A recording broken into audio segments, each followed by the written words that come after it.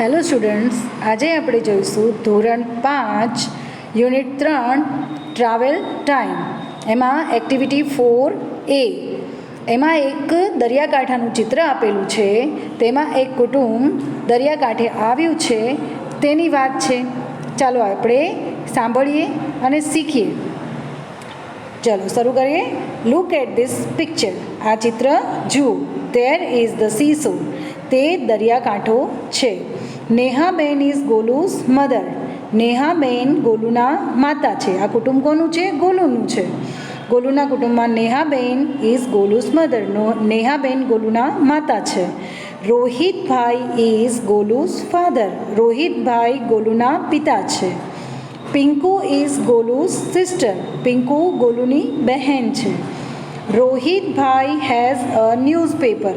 રોહિતભાઈ પાસે એક સમાચાર પત્ર કે છાપું છે. He is reading the newspaper allowed. તે સમાચાર પત્ર મોટેથી વાંચી રહ્યા છે. નેહાબેન ઇઝ લિસનિંગ ધ ન્યૂઝ. નેહાબેન તે સમાચાર સાંભળી રહ્યા છે. She has a basket. તેમના હાથમાં એક બાસ્કેટ એટલે કે ટોપલી છે. There are apples in the basket. તે ટોપલીમાં સફરજન છે. Golu and Pinku are playing cricket. Golu અને પિંકુ ક્રિકેટ રમી રહ્યા છે. ગોલુ હેઝ અ બેટ. ગોલુના હાથમાં કે ગોલુ પાસે બેટ છે. પિંકુ હેઝ અ બોલ. પિંકુ પાસે દડો છે. There is a balloon man. ત્યાં એક ફુગ્ગાવાળો છે. He has balloons. તેની પાસે ફુગ્ગા છે. They go for picnic by bus. તેઓ તે પિકનિક સ્થળ પર બસ વડે ગયા છે. ચાલો હવે આગળ જોઈએ એક્ટિવિટી 4B. જે જોડીમાં કામ કરો, વાંચો, કોની પાસે શું છે તે શોધીને અહીંયા લખવાનું છે. Pinku's mother has. પિંકુની માતાના હાથમાં શું છે? બાસ્કેટ છે. તો આપણે શું લખીશું? Pinku's mother has a basket. પછી Pinku's father has a newspaper. Nehaben's daughter has a bat. Pinku કોણ છે? નેહાબેનની પુત્રી છે. તેના હાથમાં બોલ છે. તો નેહાબેન્સ ડોટર હેઝ અ બોલ. રોહિતભાઈ સન હેઝ. ગોલુ કોણ છે? રોહિતભાઈનો દીકરો કે પુત્ર. તેના હાથમાં શું છે? બેટ છે. તો રોહિતભાઈ સન હેઝ અ બેટ.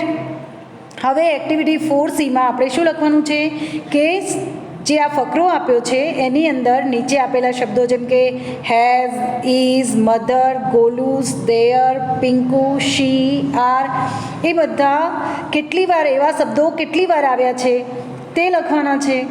પછી એક્ટિવિટી 4Dમાં નીચે આપેલ વર્ણથી શરૂ થતા અક્ષરો એક્ટિવિટી 4 એમાંથી શોધો, લખો અને નવા ઉમેરો. જેમ કે બીથી શરૂ થતા શબ્દ છે બોલ, બેટ. એવા શબ્દો આપણે લખવાના છે જે આ બી અક્ષર, સી અક્ષર, એસ, ટી, આઈ જેવા અક્ષરથી શરૂ થતા શબ્દો આપણે લખવાના છે. એન જે આ ફકરામાં આવ્યા છે અને ફકરામાં આવ્યા સિવાય જો તમને વધારાના શબ્દો આવડતા હોય આ મૂળાક્ષરથી તો તમે તે પણ લખી શકો છો.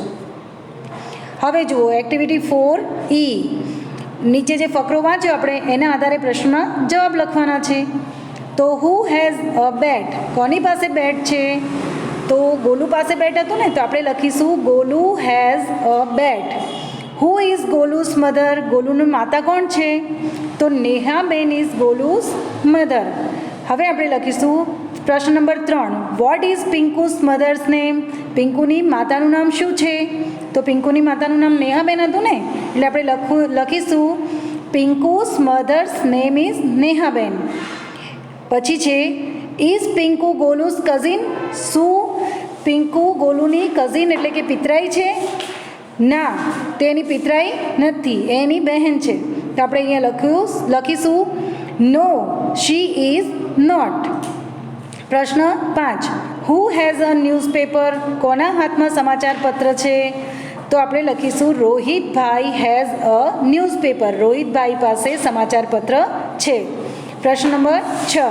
વેર ઇઝ પિંકુસ ફેમિલી. પિંકુનું કુટુંબ ક્યાં છે?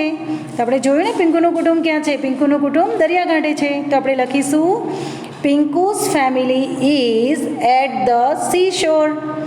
હવે પ્રશ્ન નંબર 7. Is there a balloon man at the seashore? શું ત્યાં ફુગ્ગાવાળો છે?